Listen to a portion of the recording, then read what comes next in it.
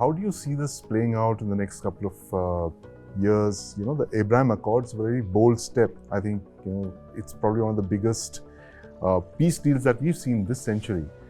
Do you think that the longer the violence lasts, the Abraham Accords itself, which is the umbrella agreement for peace between Israel and the Arab countries, does that threaten the Abraham Accords? You know, firstly, Sandeep, on your question on tunnels, one thing that Colonel Kanrikas also mentioned is that they are considering various options, including flooding these tunnels. Right. And apart from that, they've said that these tunnels could end up being death traps for the Hamas terrorists who are actually stuck there. Yeah.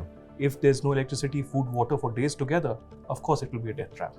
Secondly, on your question of what really happens in the next couple of years, I personally am of the opinion that, you know, the Muslim world is divided as never before. They may not openly say it, but particularly Saudi Arabia, Egypt, Jordan and UAE fear radicalization. Right. They fear terrorist groups and jihadi groups, and that's why on their territory they avoid as much as possible such kind of radicalization, and they do not want to mostly accept the Palestinian refugees as well. Yeah. So I believe that yes, the negative part is that the violence will increase. The radicalization in Gaza and outside Gaza, unfortunately, in the Muslim world will increase drastically wherever there are Palestinian refugees or these terror groups. And that will be a challenge for Israel and all those countries who are actually fighting these jihadi terrorist groups. But on the other hand, I personally feel that the Abraham Accords, of course, is a positive development and will stay on. The Saudi and Israel normalization that much has been talked about, there'll be a lot of pressure on Saudi, but I think eventually, it may not happen in the next 2 years, but eventually someday, I think it will happen. It's in the best interests of Saudi and Israel both. I don't know if the DCM really agrees with me on that. Do you share Aditya's optimism on the... Aditya is a cautious optimist. I think I share most of what he says. I'll say two things in regards to us, because, you know, for me as an Israeli, first of all, we look at what we need to pay in security, what we need to pay sometimes in blood for security. And so, of course, peace will always trump war, always. That is a given. We look for it, we always try to initiate it, and with countries that were brave enough to sign it, we pursue it. With the Palestinians, I have to say, sadly, Aditya, 45 years, I used to be an optimist until 7th of October. I'm not an optimist anymore. I don't see any solution which is not an international solution. If the Arab states, which, as you said rightly, refuse to take in the Palestinians in their realms, this has been going on since 1948. There's no other scenario for these Palestinians but to be Palestinian. You know, Israel, for example, all Jews of the world can come in, they become Israeli. Right. If they are American and they decide to stay in America, then they are American. If they are Indian Jews and they are here, they are Indian. But for the Palestinians, that's not an option. If they're in Syria, they're still a Palestinian. If they're in Lebanon, they're still a Palestinian. Also in Jordan, where there are 60% of the population, they are still Palestinian.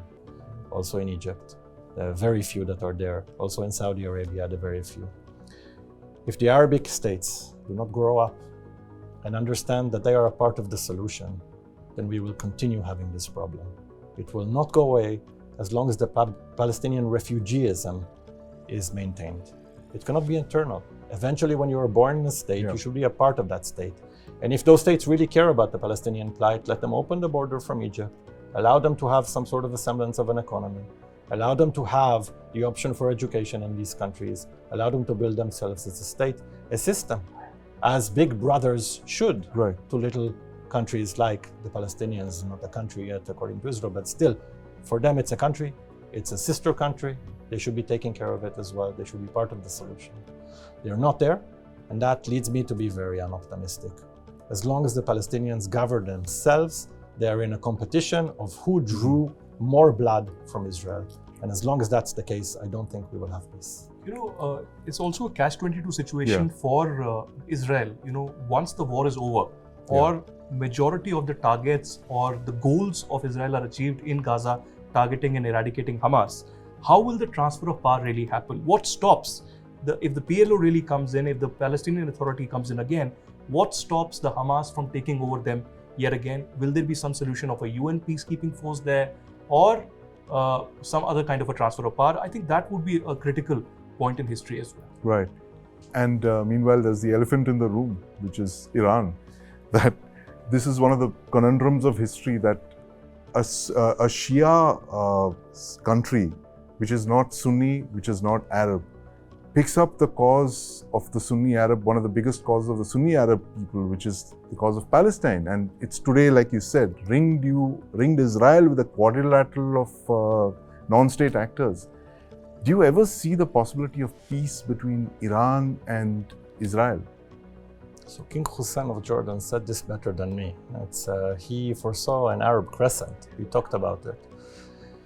It manifested itself in the Arab Spring. They have their proxy in Lebanon, which is a majority Shia country. Yes. They have Iraq, which is a majority Shia country with its militias. They have, even with Syria, which is, okay, it's Alevi, but this is an offshoot of Shia. And they are there as well. And then they have themselves, and they brought the Houthis from below. Their connection to the Palestinians is interesting, as you said. This is a Sunni connection with Shia, which doesn't usually work. They termed this idea of mukawama, of resistance. How is it resistance to do what they did? They already had the land.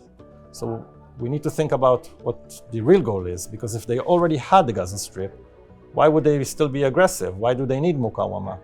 It's clear, the real goal is to eradicate Israel. As long as they're there and they're promoting that thinking, we won't have peace. We're not deterred. We're not afraid. I think they are deterred and afraid, and they should be. But in any case, they are, at the end of the day, they are the ones who are backing and promoting. We will have to deal with them eventually, but it should not be on their terms. And it should not be a proxy war. It's very comfortable for them to utilize, we usually say they're willing to fight until the last Palestinian and last Lebanese, Right. not until the last Iranian. If eventually it will escalate into an all-out conflict, which everybody hopes it does not, we always hope for a peaceful solution. But if it does, then Iran will finally be dealt with. And a lot of our region will finally be calm. Think about Saudi Arabia. It's afraid of Iran. It wants to have other partners dealing with Iran. Think about UAE, think about Bahrain, Oman, even Qatar. Even Qatar is living in fear. And they are compliant, but they are in fear. This whole region is under the terror of Iran. At the end of the day, we will need to deal with it. Either the international community does, or Israel will, or Israel with other coalitions will, but it is the source. It's undoubted. Right. So there's no possibility of a peace deal with Iran, it looks like. But do you think there's going to be an open conflict between Israel and Iran? That would be terrible for that part of the world. And given the fact that you don't have a border with Iran. Well, we do. We do in Syria. They're on our border. Well, and I read it as a actors, kinetic. yes. I read it as a kinetic conflict already. Right. They are using Iranian arms. They are Iranian trained. They're utilizing tactics that Iran had brought. They're also getting assistance on the cyber realm from Iran. Right. You can see the attempts of Iran to destabilize everything in our region, to try to cause more damage and to assist them in their fighting. I think we're in a kinetic warfare with them already. News9 Plus. Download now.